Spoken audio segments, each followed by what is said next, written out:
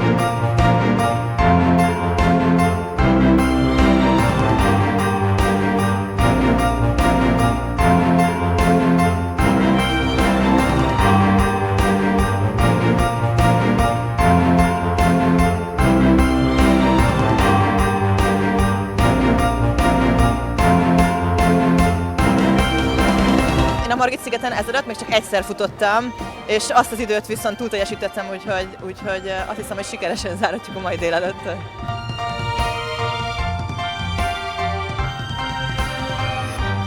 A hangulat idén is nagyon jó, mint minden évben. Nagyon sokan eljöttek szerencsére, és azt láttuk rajtuk, hogy mindenki nagyon jól érezte magát. Az egésznek a hangulata nagyon-nagyon pozitív. Annyira összeköti az embereket ez az egész.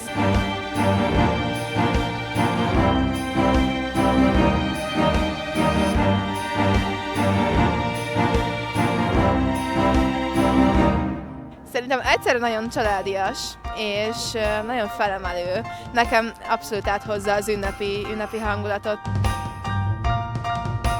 Volt, aki egy kört futott, 2 kört futott, volt, aki próbálta a 400 méteres futást is. Minden évben lefutom a 400 méteres kiskört, idén is lefutottam egy látófutóval. Én voltam az, aki segítettem az önként jelentkezőket, és igazából egy nagyon nagy élmény volt. Azt a visszajelzést kaptam, hogy mindenki igazából nagyon élvezte, amit megemlítettek, hogy nagyon nagy bizalmat igényelt a részükről, de nagyon élvezte mindenki, hogy ennyire kiszolgáltatott helyzetben, de mégis biztonságban érezték magukat.